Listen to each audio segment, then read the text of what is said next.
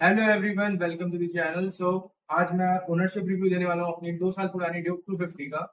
तो let's get right into it.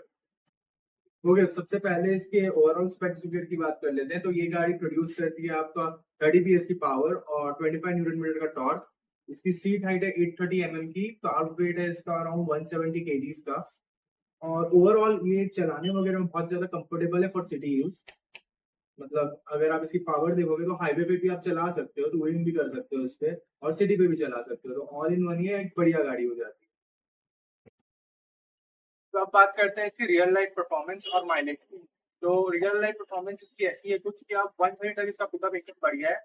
और top speed इसकी क्लेम तो 145 तक जाती है। पर 140 के बाद मतलब इसके ना वाइब्रेशन इतनी होती है कि इसके ऊपर जाने में कॉन्फिडेंस नहीं आता। और माइलेज इसकी हाईवे में आपको ये देखिए 30 के आसपास की, और सिटी यूज में 24 to 26। प्लस मेरी गाड़ी में पर्सनली फ्यूलेक्स लगा है, तो इसकी माइलेज उससे थोड़ी सी एनहांस हुई है, आपको थोड़ी कम भी मिल सकती है। तो अब बात करते हैं इसके टायर्स और ब्रेक्स की। तो सबसे ज्यादा इंपॉर्टेंट चीज होती है मोटरसाइकिल में इंजन के बाद। तो इसके जो टायर्स हैं ये आपको सिटी यूज के लिए भी बढ़िया है, हाईवे यूज के लिए भी बढ़िया है। लीन में फुल कॉन्फिडेंस देते हैं ये। और इसकी हाई स्पीड स्टेबिलिटी भी बहुत ज्यादा मतलब अच्छी है, बढ़िया है। और आई थिंक यही सेम टायर्स आपके 390 में भी आते हैं, और सेम ब्रेक, इनफैक्ट ब्रेक्स भी सेम 390 वाले ही हैं।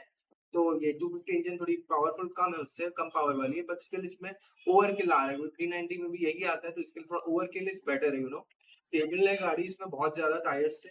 और ब्रेक इसके KTM is known for its braking. तो लाइक इंस्टेंट ब्रेकिंग होती है within like a meter और सो। अगर आप 100 की स्पीड में भी है तो विद इन 5 सेकंड्स आप जीरो पहुंच जाएंगे इसमें। ऐसी इसकी अगर आपको इंजन ब्रेकिंग आती है प्रॉपर तो बहुत बढ़िया ब्रेकिंग है। ओके, सो अब बात करते हैं सस्पेंशन की। तो इसके सस्पेंशन थोड़े सॉफ्टर साइड पे हैं, जो कि मोस्टली अच्छे लगते हैं लोगों को, but I prefer harder suspension like the royal Enfield suspension. और इसके सस्पेंशन मेन मुझे इसलिए नहीं पसंद क्योंकि अगर आप थोड़ा गड्ढे वगैरह में से हाई स्पीड में, हल्की भी हाई स्पीड में निकले हैं, तो ये बैक पे पड़ते हैं बहुत जोर से। और बाकी ओवरऑल सिटी यूज के लिए, ब्रेकर वगैरह के लिए तो पता नहीं चलते। आगे के सस्पेंशन इसके बहुत बढ़िया है WP के। I am kind disappointed with the rare suspension of this bike, just say. और ये राइडर टू राइडर डिफर करता है, क्योंकि कुछ लोगों को इसके हार्ड लगते हैं, कुछ को इसके सॉफ्ट लगते हैं, कुछ को इसके बढ़िया लगते हैं।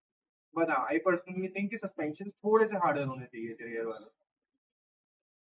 तो now let's talk about the engine reliability. तो केटीएम के engines are known for its non reliable engines. But मुझे लगता था रूमर्स एंड स्टफ है, लेकिन ये एक्चुअल में मेरे साथ हो गया। अराउंड 9000 किलोमीटर चली थी मेरी गाड़ी, और जस्ट 2 साल की हुई, 2 अगस्त को। और मेरी इंजन में से टिक टिक की टैपेट नॉइस टाइप की नॉइस आने लग गई थी। सो मैं टेंशन में आ गया था, मैं सर्विस सेंटर लेके गया। तो उन्होंने मेरा एक इंजन चेन टेंशनर होता है, जो बाहर का ही होता है सामान, वो चेंज किया। उससे वाइब्रेशन हैंडल बार में एकदम ज्यादा आ रही थी, वो कम खत्म हो गई।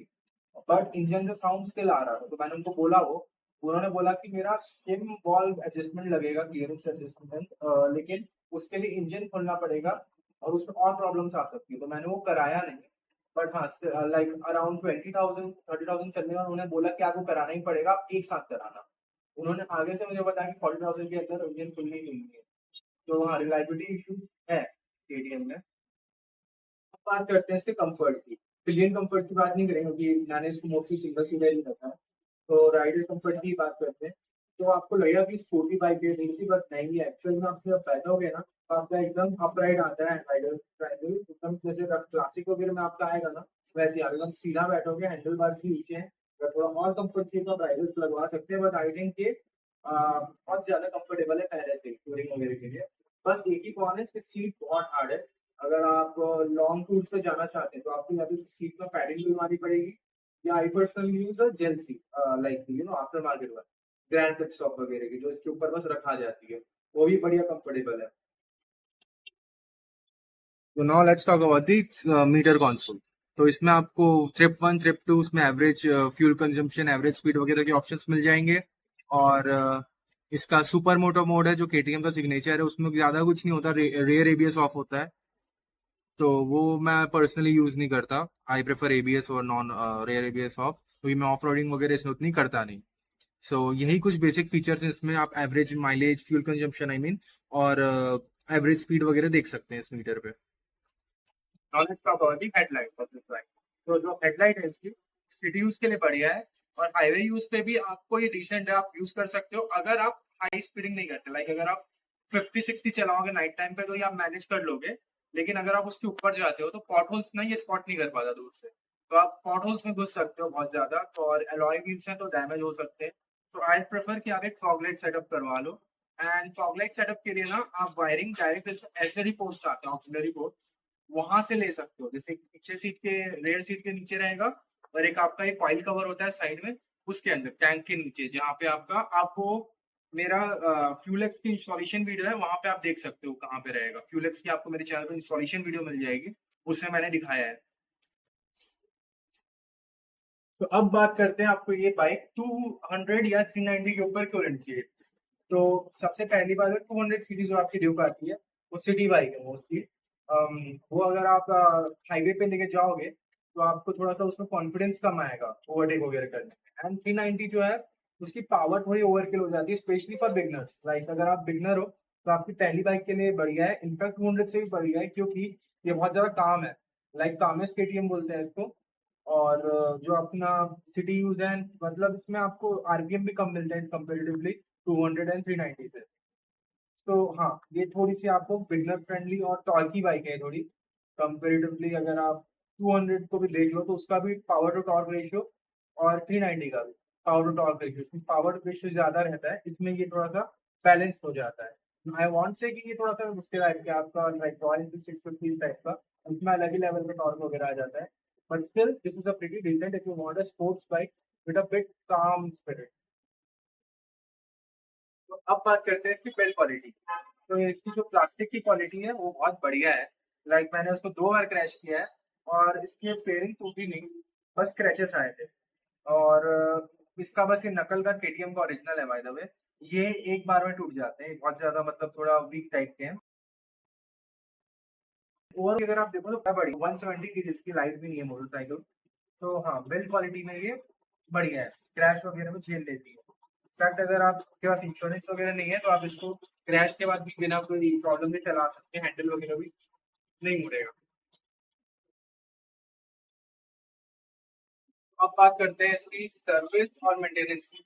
तो सर्विस की पहले फ्री वाली की बात करते हैं। तो फ्री सर्विस इसकी आपकी जाएगी अराउंड 1500 रुपीज से लेके 2500 रुपीज। इसमें engine oil and coolant, brake pads वगैरह का लगता है। मेन इसकी एक महंगी सर्विस होती है जो 4 कॉइल सील है ना इसकी, ये हर 3-4 हजार किलोमीटर में खराब हो जाती है, तो वो चेंज होती है अराउंड आप 2400 रुपए तक की, 2400 की सेट, दोनों साइड का 1200-1300 रुपए का एक साइड का।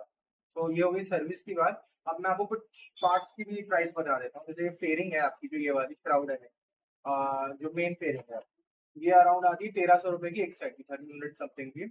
और जो ये आगे वाला पैनल है ये अलग है, ये अराउंड 200 रुपीज का आता है। तो ये फेयरिंग इसकी आप अगर पूरी फेयरिंग कैलकुलेट करेंगे ना तो अंडर 4000 रुपीज आपको आ जाएगी पूरी फेयरिंग वाली। और जिसका फ्यूल टैंक है वो अराउंड आता है 5500 का। सो हाँ, आई थिंक स्पेयर्स इसके चीपर है कंपेरेटिवली, अगर आप इसको एनफील्ड या यामाहा से कंपेयर करें। अगर आपको इस गाड़ी में जो जो मैंने बात की वो अगर आपको देखना हो तो मेरे चैनल पे उसकी डेडिकेटेड वीडियो है, आप देख सकते हैं। प्लस फ्यूलेक्स की इंस्टॉलेशन और लॉन्ग टर्म रिव्यू दोनों मैंने डाल के रखा है अपने चैनल पे, तो आप डू चेक आउट दैट। क्योंकि फ्यूलेक्स एक्चुअल में केटीएम बाइक के लिए बहुत इंपॉर्टेंट चीज है अकॉर्डिंग टू। और अगर आपको कोई क्वेश्चन है इस बाइक के या इन जनरल कोई और केटीएम मॉडल के भी, तो आई ट्राई टू रिप्लाई।